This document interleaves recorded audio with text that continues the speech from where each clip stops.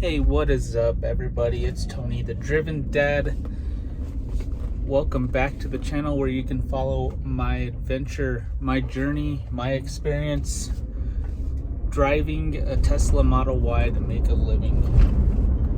And today I'm gonna do a little video about why it's a good thing that you work for yourself sometimes. So today I was able to release a video on the day that I want to release that video, so that's a good thing. The next deal is that has some stuff to do for my family. Right now, actually, I'm on my way to help my little brother. He had some car trouble, so it looked weird me putting some coolant in the trunk of my Tesla. Like, I'm gonna need coolant, but my bro does. So I'm on my way to help him out so he's not stranded at work when he gets off of work. And then, so this morning I started off not at 5 a.m. Me and 5 a.m. are in a fight, and I'm losing. But right now, I'm already gonna pivot my plan. I'm gonna use those 2 backup days. Still gonna try to finish up today after I get to my brother. Do a few more trips, maybe round it off to 10, I don't know. So that way, if I can do 20 trips tomorrow or 30 trips tomorrow, then that'll put me at 40 trips after 2 days. And then I can use the 2 backup slots in order to make up for the other 20 trips that I will need for the plan, and that will also not take away from what my wife is trying to do as well. So anyways, I am on my way to help him, my brother, right now. And while I'm driving over here, I wanted to cover a little bit of a question that was asked in one of my comments about how do I determine which rides to accept in the rideshare space. So what I am typically wanting to look for in the determining factor for accepting or declining is how far away and how long is it going to take me to drive to that person. Because I don't want to end up driving, let's say 15 minutes, 10 miles to somebody, and then I'm taking them like 2 minutes down the road. So a complete waste of everybody's time. I wish Uber would do that, and Lyft as well. So if it's Uber X, Uber Comfort, Uber anything actually that I haven't qualified for, Uber Green, I am not going to. People need to learn how to merge. But anyways, I am not going to take the risk on those. Same with Lyft. Lyft preferred, and I will change my parameters for Lyft Lux and Lyft Lux Black. So for Lyft Lux, maybe I will make my cutoff 10 minutes. For Lyft Lux Black, I will I'll go up to 20 minutes away, just because most of the time it's going to be a half hour or more I still make $50. Well, a half an hour is going to be $60 plus a tip. So I'm going to make between $65 to $85 for an hour's worth of work.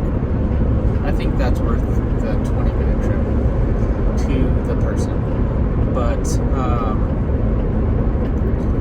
I will also just try not to stage myself in zones where I really don't prefer the neighborhoods.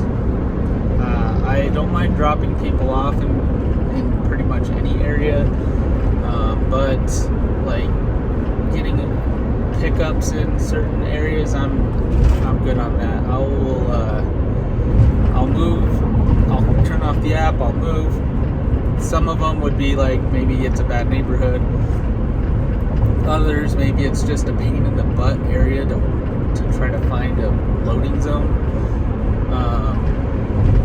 But I do not accept every trip. If I had the trip details like some of the cities have, I could even be more selective with what I would take and what I wouldn't take, because then I could kind of control what my dollars per mile look like as well. If I am at the airport, unless I'm running low on miles, I'll pretty much accept anything there.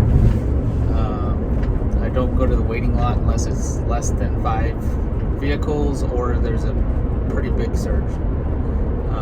If there's a big surge, if you end up at the waiting lot, you won't be there long. Outside of that, I don't go to the waiting lot. Let's see, what else can I say about this? This video is about 7 minutes long, so if you have any other questions about that, I will be happy to answer them. I do plan on doing some strategy series, so I might recover this topic in a better format. Just kind of thinking off the top of my head. Wanted to get this out there so I don't leave anybody hanging on that question.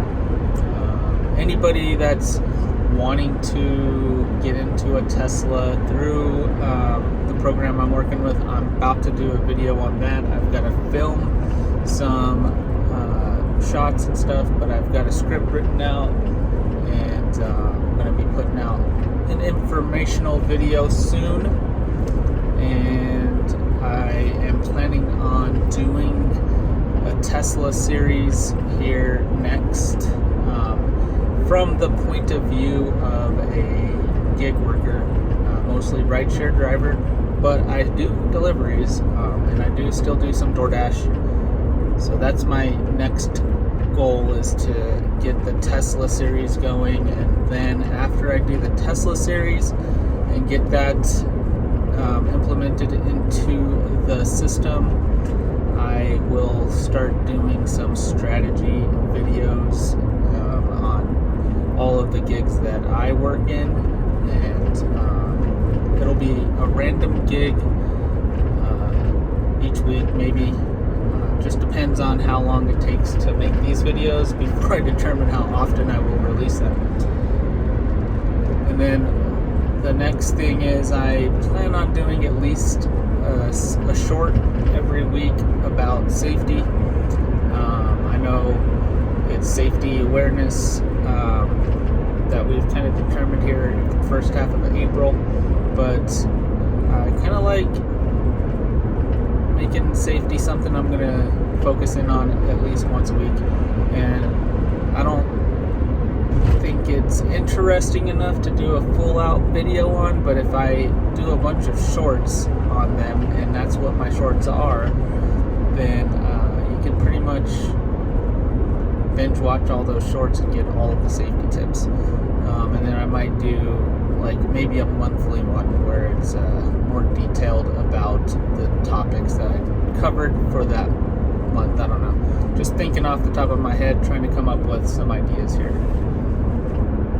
Well, I'm about halfway to my brother now, and I know this video seems a little rambly to me, so I'm going to cut this one out now. I I'd like to thank everybody for clicking on this video. Thank you for the support.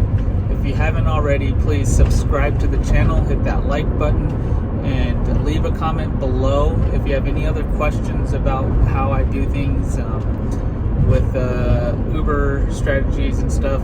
That would be grateful for me so that I can include those in a topical type video in the future for my strategy series. And I hope everybody has a profitable week, and remember to stay driven.